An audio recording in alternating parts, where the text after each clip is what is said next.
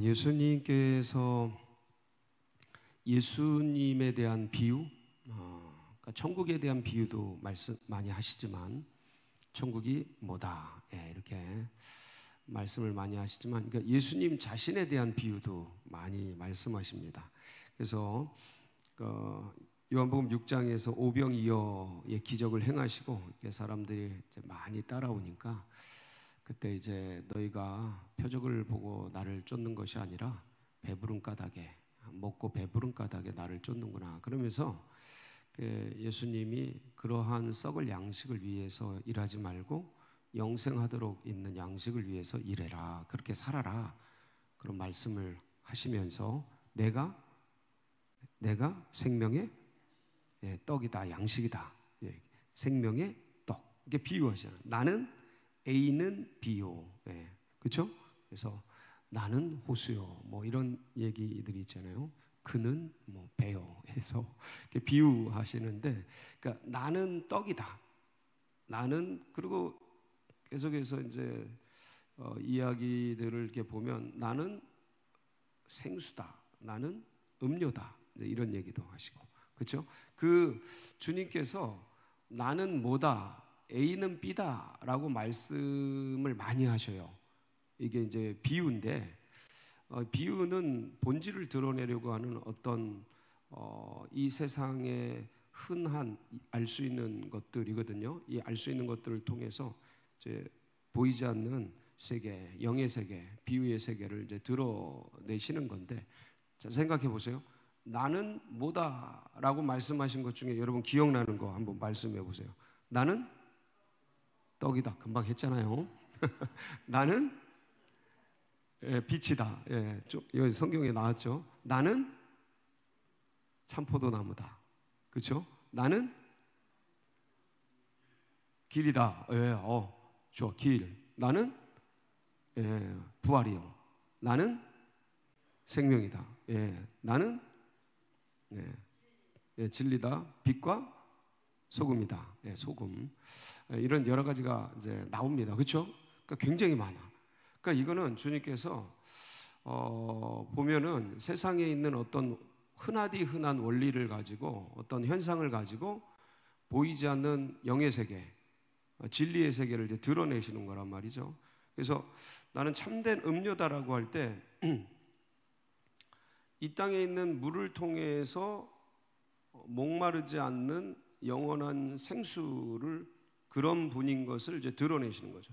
그러니까 이 세상을 살아가다 보면 몸이 몸이 물로 거의 구성되어 있기 때문에 금방 뭐가 타요?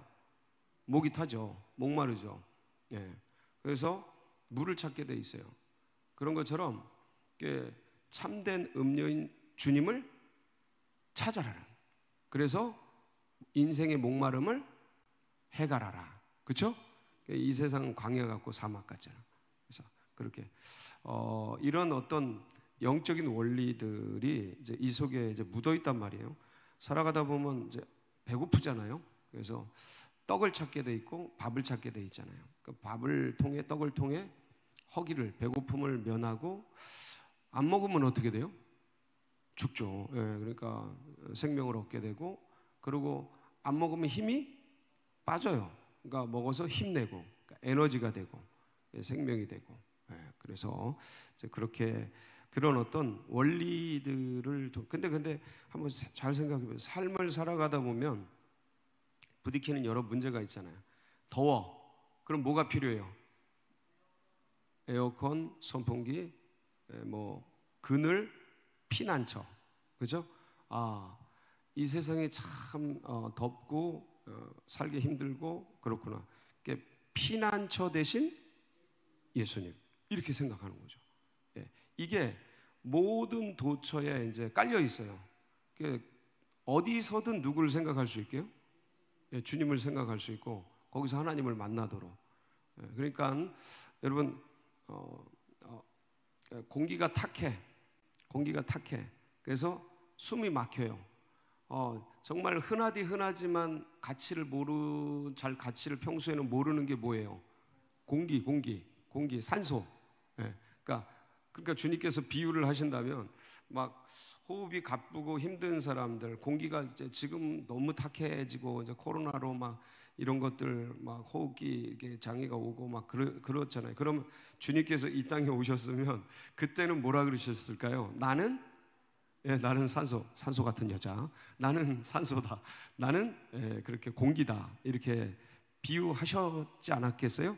그러니까 이렇게 말씀하시는 이유는 뭘까요? 이런 수많은 걸 가지고 말씀을 하셨는데 그건 뭐예요? 그걸 통해 뭐를 알으라는 거예요. 그러니까 이 현상, 보이는 세계, 현실을 통해서 뭐를 참된 거를, 참된 진리를 만나라 이거죠. 이게 지식적으로, 그 다음에 이 인간의 이성적으로, 그래서 철학적으로도 이걸 굉장히 많이 말해놨어요. 이거를.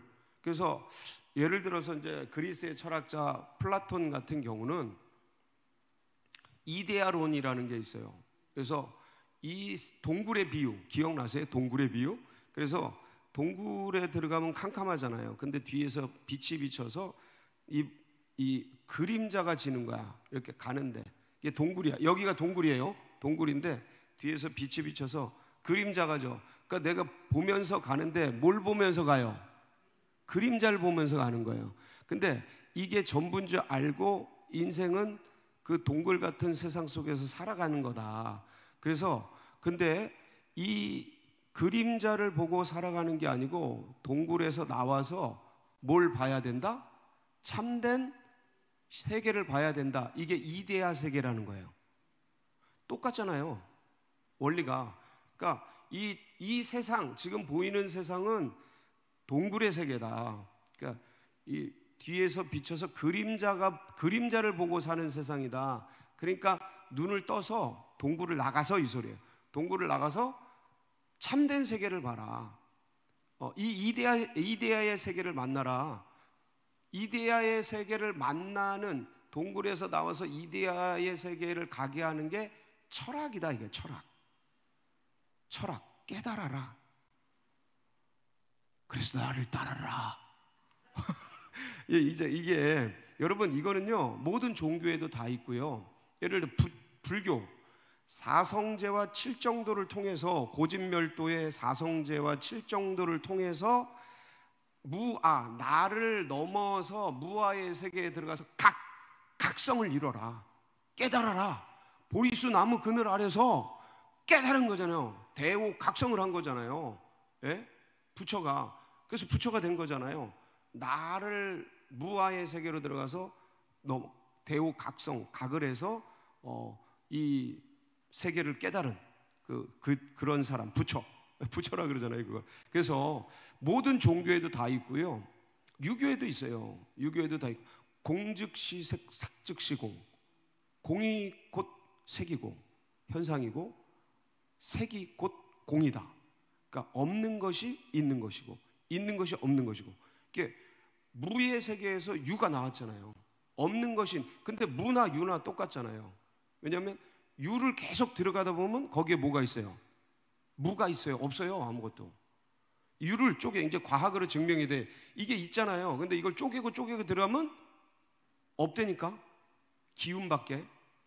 그래서 이제 이게 모든 종교에도 다 있는데, 제가 이 얘기를 드리는 건 뭐냐면, 이런 수많은 보이는 현상을 통해서, 근데 이게 종교와 그 다음에 이성으로 철학으로 만들어낸 세계는 이게 결국은 본질이 뭐냐면 내가 깨닫는 거야. 내가 깨닫는 거야. 철학도 다른 여러 가지 지성도. 그러니까 각을 이뤄라. 깨달아라. 그리고 내가 해탈을 해라. 그 세계로부터 벗어나라. 굉장히 매력적이라니까요. 이게 엄청 매력적이에요. 근데 어떻게 내가 나로부터 벗어나지? 이게 이제 깨달아야 돼. 깨달음을 통해 거기로부터 벗어나야 되는데, 이 각을 어떻게 이루냐면 내가 이루는 거예요. 그게 한계야. 내가 이루는 거예요. 내가 깨닫는 거예요. 근데 그렇게 깨달으면 이게 거의 다시 자기 세계로 들어가. 이거 내가 잘못 그러니까 내가 동굴 속에 있다고 깨달으면 어떡하지? 이게 밖에 나갔는데, 예를 들어서 이 동굴 밖으로 나왔는데 동굴 안에서 내가 동굴 밖으로 나갔다고 깨달으면 어떡하지? 이런 어떤 그 불합리성, 불안 속에 인간은 들어가요. 그래서 내가 나를 깨닫고 나온다는 게 불가능해요. 이게 한계예요. 만들어낸 종교, 만들어낸 철학, 지성, 이 모든 거의 한계는 내가 나를 깨달아야 된다는 거예요. 근데 내가 나를 못 깨닫는 거예요. 이게 한계야. 예. 그 내가 깨달았다고 하는 그것조차 깨닫지 못한 거라니까.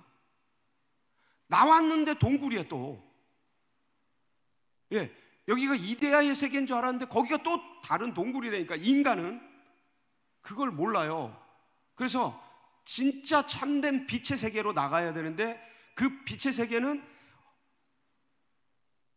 빛이 있어야 빛의 세계를 깨닫잖아. 근데 내가 어둠인데 내가 아무리 깨달아봤자 거기 나갔는데 거기가 뭐예요? 어둠이잖아요. 이게 인간의 한계라니까. 근데 이게 깨달은 세계라고 생각하고 있는 거예요 지금. 몇천 년 동안. 네, 몇천 년 동안. 이 철학이 지금 몇천 년 왔잖아요. 만들어낸 종교들도 몇천 년 왔잖아요. 전부 그러고 있는 거예요. 그러니까 이 주님께서 오셔서 내가 뭐다? 빛이다.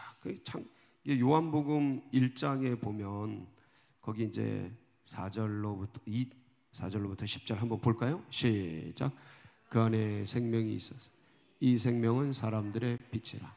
빛과 빛이 돼 어둠이 깨닫지 못하더라. 하나님께로부터 보내심을 받은 사람이 있어. 그의 이름은 요한이라. 그가 증언하여 왔으니 곧 빛에 대하여 증언하고 모든 사람이 자기로 말미암아 믿게 하려 함이라.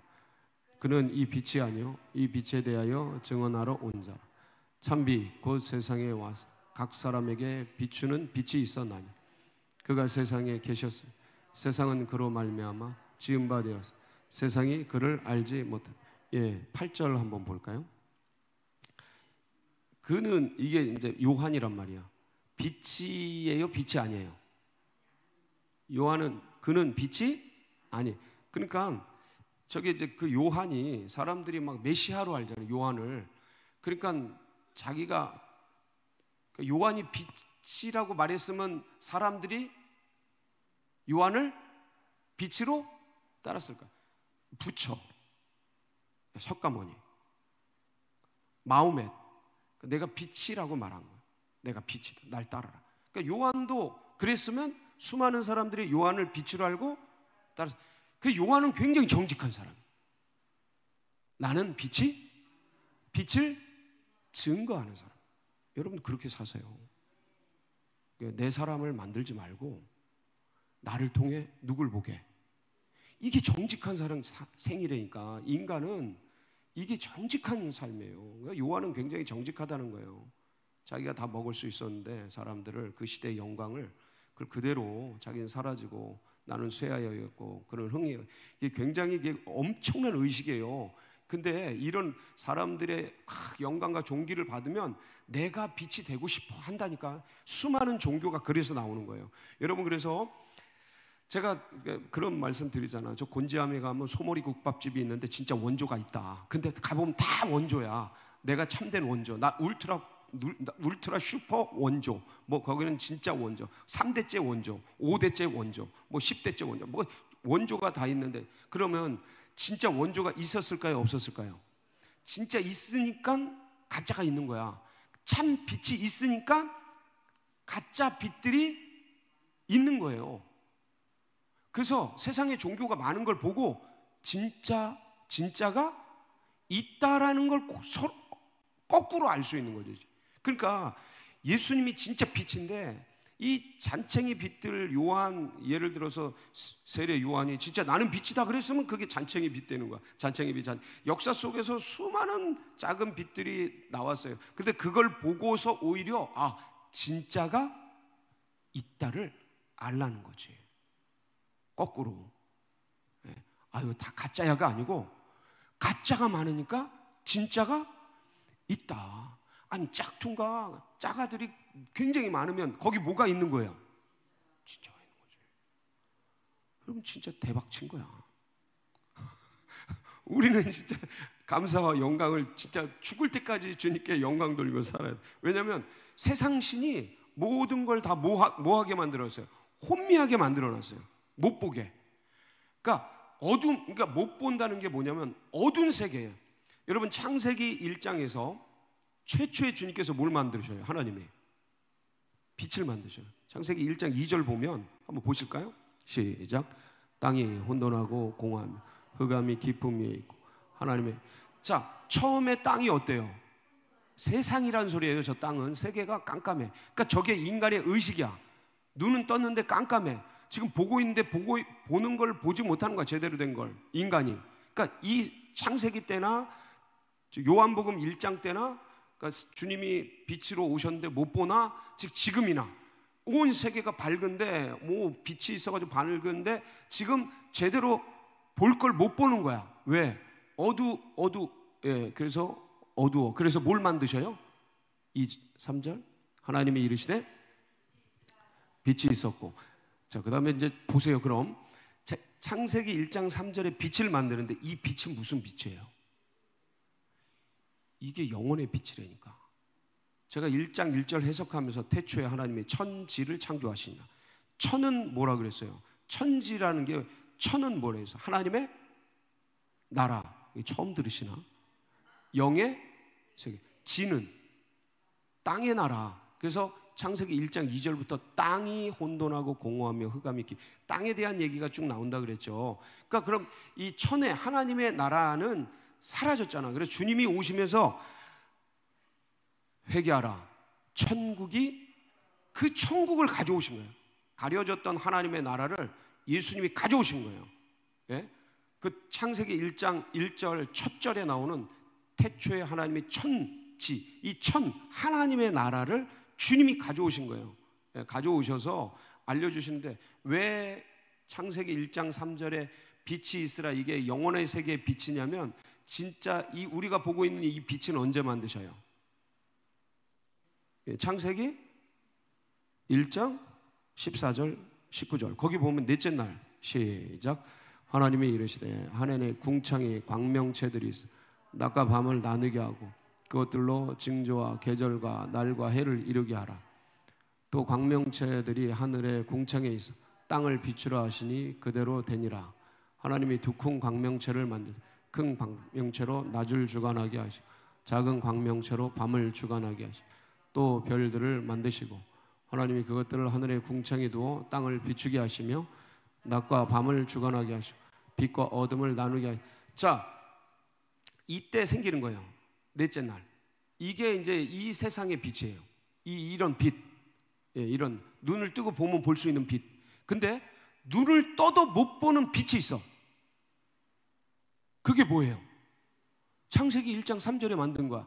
그러니까 이 어두운 세상에 뭐가 생겨라? 빛이 생겨라. 뭐가 부딪혀야 빛이 열려요? 말씀이. 그러니까 이 어두운 세상에 뭐가 있어라? 빛이 있어라.